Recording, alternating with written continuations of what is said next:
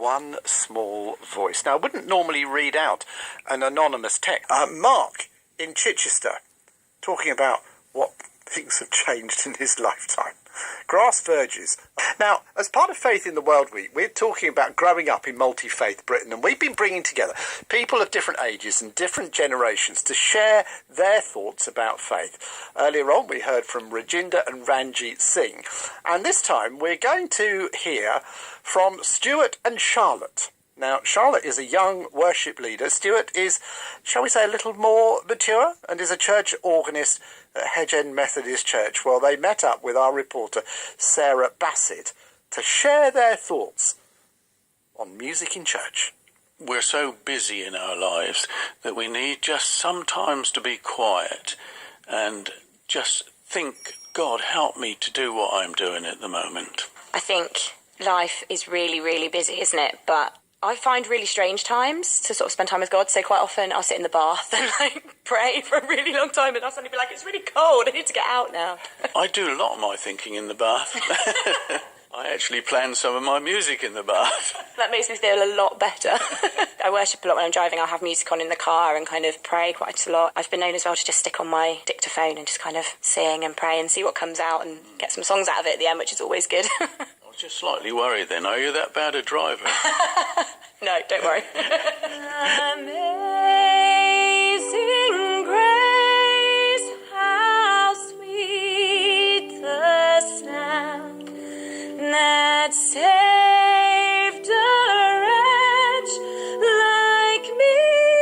I've sung since I was really little, and after I became a Christian 2 years ago, I realised that actually it was a gift that God had given me, and I wanted to use it to worship him, to honour him, to bring him glory. There's a real difference between sort of worship in church or my own personal devotional time and singing in a pub or a bar or something like that.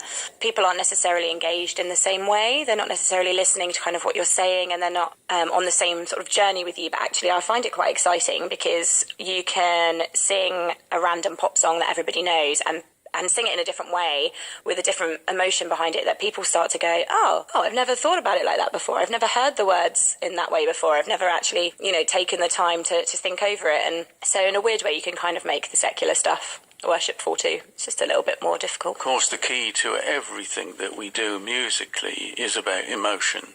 If we can portray that feeling, then we get over to our congregation's wonderful feeling that God is there with us. As I was born into a Christian family, I was taken to church 4 times on a Sunday. When I was 7, my parents thought it was about time that I started to learn the piano. I wasn't sure that I wanted to, but they thought it was right for me.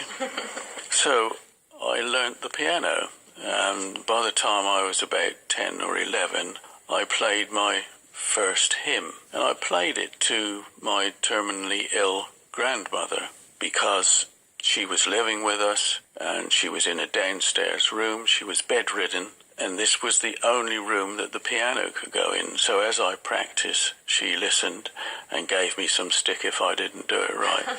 I always used to be enthralled by just listening to that sound, and I thought, I want to make that sound one day.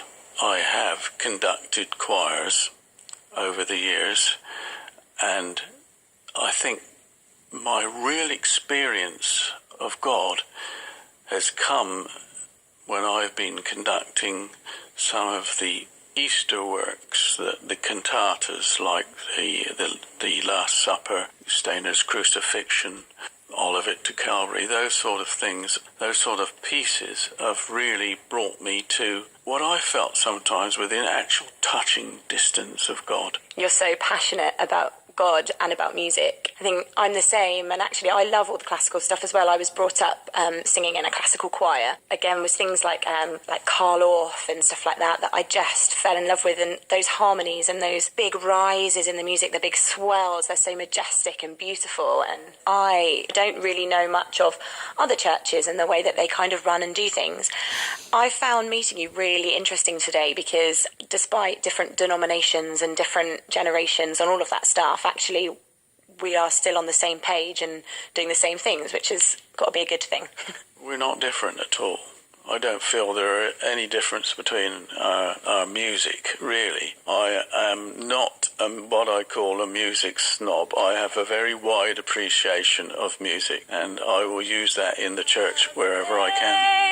Grace has taught my heart to feel. We're the same with the old hymns as well. We've kind of just going through a season actually at the moment in the church where we're bringing back a lot of the older hymns, putting them in kind of new arrangements and making some of them really upbeat and fun and lively, and it's great. And the reaction actually we've had in the congregation, everyone's like, these songs are brilliant, these words are great.